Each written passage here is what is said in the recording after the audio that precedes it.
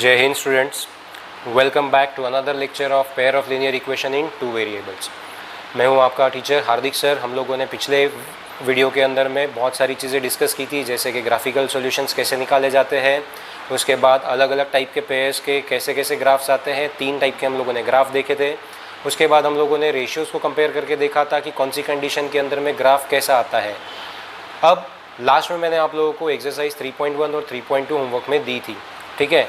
मैंने आपको बोला था कि हम 3.1 और 3.2 को डिस्कस करेंगे अगले वीडियोस के अंदर में। तो as I promised, I am keeping it. Exercise 3.1 को स्टार्ट करते हैं। मैं यहाँ पे आपको सिर्फ इक्वेशंस बना के दूंगा, क्योंकि एक्सरसाइज में भी वैसा ही बोला है।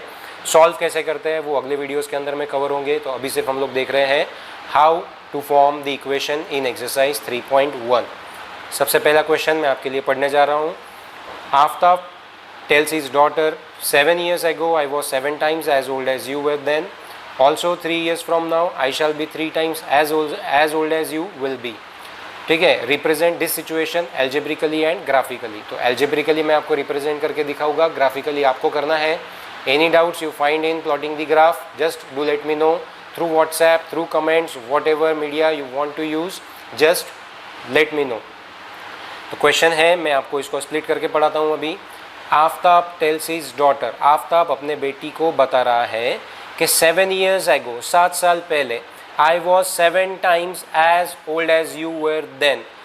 7 साल पहले जितनी आपकी एज थी उसमें मैं जो था मैं 7 times आपकी एज का था 7 साल पहले, ऐसा वो अपनी डॉटर को बता रहा है, ठीक है। तो यहाँ पे 2 कैरेक्टर हम लोगों को दिखाई दे रहे हैं, एक आफ्ताब है और एक उसकी बेटी है। तो हमको उनकी प्रेजेंट एज को कंसिडर करना पड़ेगा अभी फ़िलहाल। तो लिखते हैं 3.1 का first question, let the present ages of Aftab is X years and his daughter is Y years। ठीक है।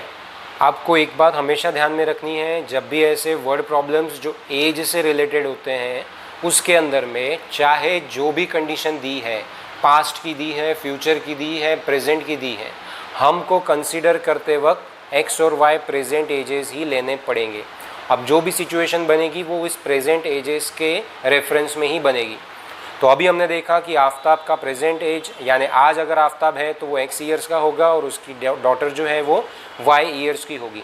अब पहली कंडीशन में हमको बोला गया है 7 years ago, 7 साल पहले के बारे में बात हो रही है। तो हम देखेंगे कि हमारे हिसाब से 7 साल पहले आफ्ताब और उसकी बेटी कितने साल की थी। तो आप बोलोगे therefore 7 years ago the ages of, फिर से मैं शॉर्ट में आफ्ताब को ए से बता रहा हूँ, आप पूरा लिखोगे। आफ्ताब जो है ये 7 साल पहले, जैसे आज मैं अगर 35 years का हूँ फॉर एग्जाम्पल, तो 7 साल पहले मैं कितना था, तो 7 साल पहले मैं जो था मैं 28 years का था। मैंने क्या किया है, अपनी एज आज की जो थी उसमें से 7 साल पीछे गया, मतलब माइनस करना है। तो उस हिसाब से आफ्ताब अगर आज X साल का है तो 7 साल पहले डेफिनेटली वो X - 7 years का रहा होगा। उसी तरह उसकी जो डॉटर है, ही इज़ डॉटर, वो आज Y ईयर्स की है तो 7 साल पहले वो Y - 7 years की हुई होगी। अब इन 2 एजेस में कंडीशन दी है, मतलब 7 साल पहले क्या हुआ होगा या उनके एज में क्या कंडीशन बनी थी। तो आफ्ताब बोलता है I was 7 times as old as you were then। Aftab अपनी बेटी को बता रहा है कि मैं 7 साल पहले आपकी एज का 7 times था। टाइम्स मतलब मल्टीप्लाई, तो 7 multiplied by Y - 7, 7 multiplied by Y - 7, Y - 7 is the age of the daughter 7 years ago। ये किसकी एज हुई अभी 7 times, आफ्ताब की। तो आएगा X - 7, X - 7 is equals to 7 multiplied by Y - 7 हो गया। फिर से बता दूँ, 7 साल पहले जो आफ्ताब की एज थी वो अपनी डॉटर की उस वक्त की एज से 7 times थी। आई होप आप लोगों को ये सिचुएशन समझ में आई होगी। तो ये आपका पहला इक्वेशन बन गया। यहाँ पे आप लिखोगे बाय गिवन कंडीशन। ठीक है, now open the bracket, x minus 7 is equals to 7y minus 49। अब यहाँ पर x और y को पास में लाते हैं तो x minus 7y is equals to minus 49, minus उधर चला जाएगा तो ये प्लस माइनस 7 का हो जाएगा प्लस 7। तो आ गया आपका x minus 7y is equals to minus 49 plus 7, तो ये हो जाएगा नेगेटिव 49 में से 7 चला गया तो बचता है 42। तो ये बन जाता है आपका इक्वेशन नंबर 1। Equation number 1। अभी सेकंड कंडीशन में वो क्या बोल रहा है वो देखते हैं। ऑल्सो 3 years फ्रॉम नाउ, यहाँ से 3 साल बाद, I shall be 3 times as old as you will be, यानी 3 साल बाद जो दोनों की एज होगी उसमें क्या कंडीशन बनने वाली है वो दे रहा है। तब हम लोगों को पहले हमारे प्रेजेंट एज के हिसाब से देखना पड़ेगा 3 साल बाद वो दोनों कितने साल के होने वाले हैं। ठीक है, तो अब यहाँ पे सेकंड सिचुएशन हम लोग रिप्रेजेंट करते हैं। बोलेंगे now after 3 years ages of Aftab कितना हो जाएगा, आज x साल का है, यहाँ से 3 साल बाद वो बड़ा होगा तो x प्लस 3 हो जाएगा ईयर्स। एंड हीज डॉटर, वो भी बड़ी होगी, y साल की आज है तो वो y प्लस 3 ईयर्स की हो जाएगी। हो गया। अब कंडीशन क्या बता रहा है वो कि 3 साल बाद क्या होने वाला है, मैं यानी आफ्ताब ये बोल रहा है मैं आपकी उस वक्त की एज से 3 times हो जाऊँगा, मतलब बाय गिवन कंडीशन आफ्ताब की 3 साल बाद की जो एज होगी x प्लस 3 वो 3 times होगी अपने डॉटर की उस वक्त की एज से y प्लस 3 मल्टीप्लाइड बाय 3। तो ये बन गई second condition. Now open the bracket and simplified, तो ये आएगा x प्लस 3, 3y प्लस 3 3 आएगा 9, 3y को उधर लेकर जाएंगे तो x minus 3y is equals to 9 minus 3, तो 9 माइनस 3 हो जाएगा 6। ये हो जाएगा आपका सेकेंड इक्वेशन। अब अगर इसको वो सॉल्व करने का बोलता है, यानी अब मुझे पता करना है कि एग्जैक्टली आफ्ताब आज कितने साल का है और डॉटर y कितने साल की है, मतलब आपको x और y की वैल्यू पता करनी है। x और y की वैल्यू पता करने के लिए अब यहाँ से बहुत सारे ऑप्शंस खुल जाते हैं। अभी फ़िलहाल हम लोगों ने एक ही ऑप्शन देखा है, ग्राफिकल मेथड। तो आपको क्या करना पड़ेगा, इस इक्वेशन का एक ग्राफ बनाना पड़ेगा एक कार्टेशियन प्लेन पे, फिर इस इक्वेशन का एक ग्राफ बनाना पड़ेगा। दोनों ग्राफ जहाँ पे इंटरसेक्ट होंगे उसका x कोऑर्डिनेट आफ्ताब की एज रहेगी और उसका y कोऑर्डिनेट उसके बेटी की एज रहेगी प्रेजेंट वाली। आज उन दोनों की एज कितनी रहेगी आपको पता चल जाएगा। तो अभी यहाँ से आपका होमवर्क हो जाएगा कि आपको ये सिचुएशन को ग्राफिकली रिप्रेजेंट करना है और सॉल्यूशन पता करने हैं, और मुझे बताइएगा कमेंट करके कि आपके आंसर्स कितने आए हैं। ठीक है, मैं चाहता हूँ आप कमेंट करें, आप कमेंट करते नहीं हो, मुझे पता नहीं चलता है कि आप लोग वीडियोस देख रहे हो, देख भी रहे हो तो पूरे देख रहे हो या नहीं देख रहे हो, और आपको समझ आ रहा है या नहीं आ रहा है। इसलिए प्लीज़ जब भी मैं बोलता हूँ कि कमेंट में आप ये बताइए तो आप मुझे बताने की कोशिश करिए, इससे हम लोगों का इंटरेक्शन बढ़ेगा। अदरवाइज़ ये मोनोटोनस वन साइडेडली चल रहा है। ठीक है, तो इसको ब्रेक करना है हम लोगों को, तो प्लीज़ कमेंट करिए। ठीक है, अब देखिए हमने स्टैंडर्ड फॉर्म ऑफ इक्वेशन देखा था a1x plus b1y plus c1 is equals to 0। अगर इस पैटर्न से देखा जाए तो हमारा constant term left hand side में ही चाहिए, तो आप इस इक्वेशन को ऐसे भी लिख सकते हो x minus 7y plus 42 is equals to 0। तो टेक्स्ट बुक के पीछे शायद आपको ऐसा आंसर दिया हो। इसी तरह यहाँ पर भी होगा x minus 3y minus 6 is equals to 0, तो आप उस पैटर्न में आंसर लिखोगे। ठीक है, अभी हम सेकेंड क्वेश्चन की तरफ बढ़ रहे हैं।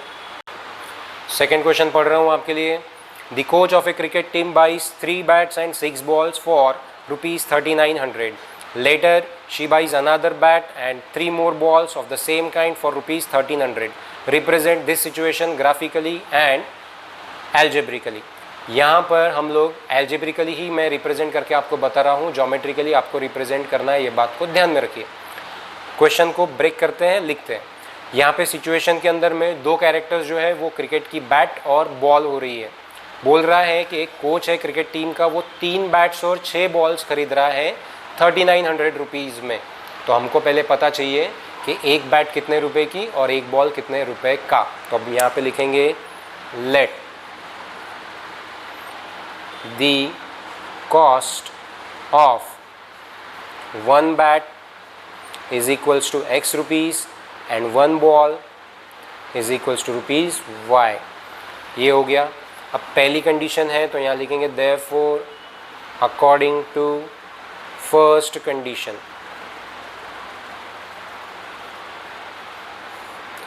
फर्स्ट कंडीशन में हमको कितने बैट्स और कितने बॉल्स दिए हैं, 3 बैट्स और 6 बॉल्स।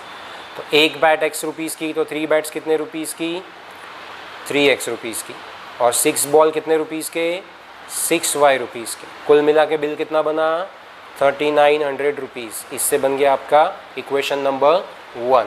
ये काफ़ी इजी था। ठीक है। Second, according to second condition,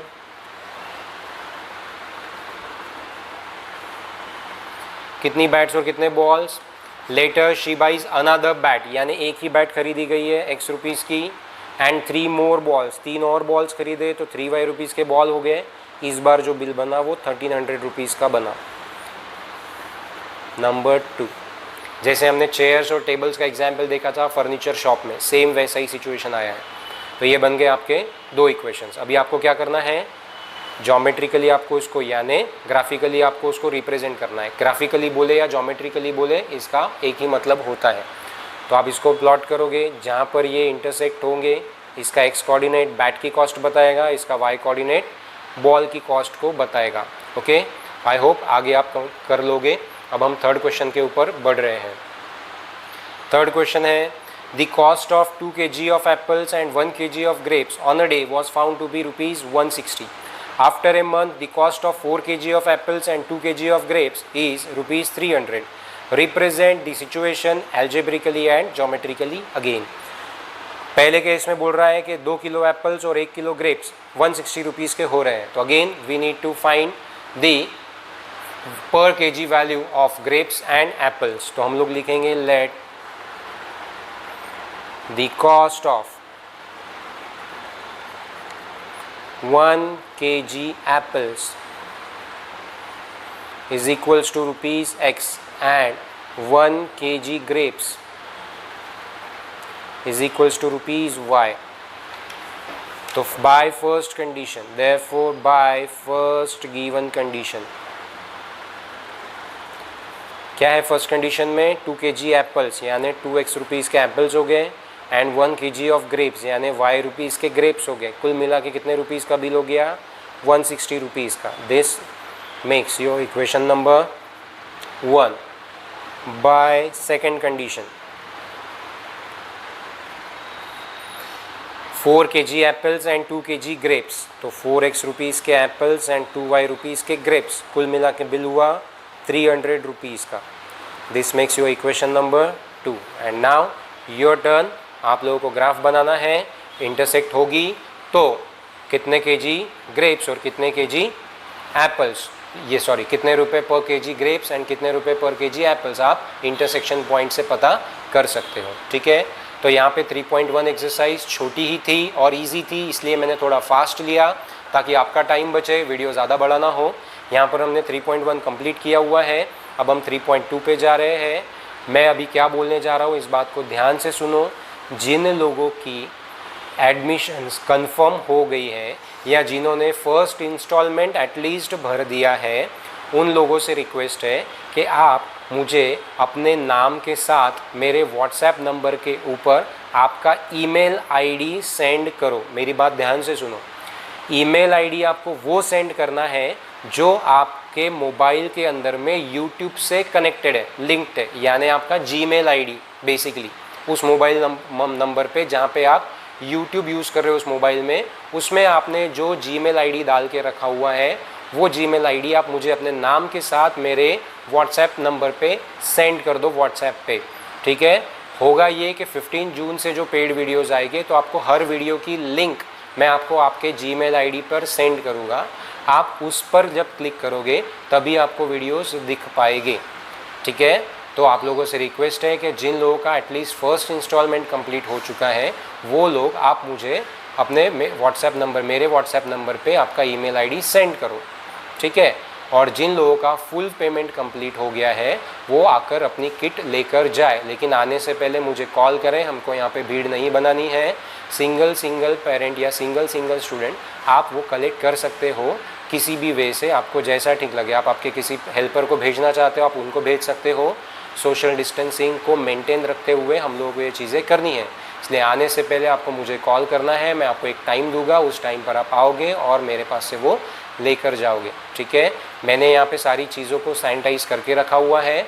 आप आपके एंड से जब ले जाओगे तब भी आपको उसको सैनिटाइज कर लेना है एक बार, ठीक है, ताकि हम लोग कोई भी चांस ना रखें कोरोना वायरस को हमारे घर के अंदर आने देने के लिए। ओके, तो मिलते हैं अगले वीडियोज़ में जहाँ पे हम 3.2 एक्सरसाइज को डिस्कस करने वाले हैं, ठीक है। तब तक के लिए अपना ख्याल रखें। जय हिंद।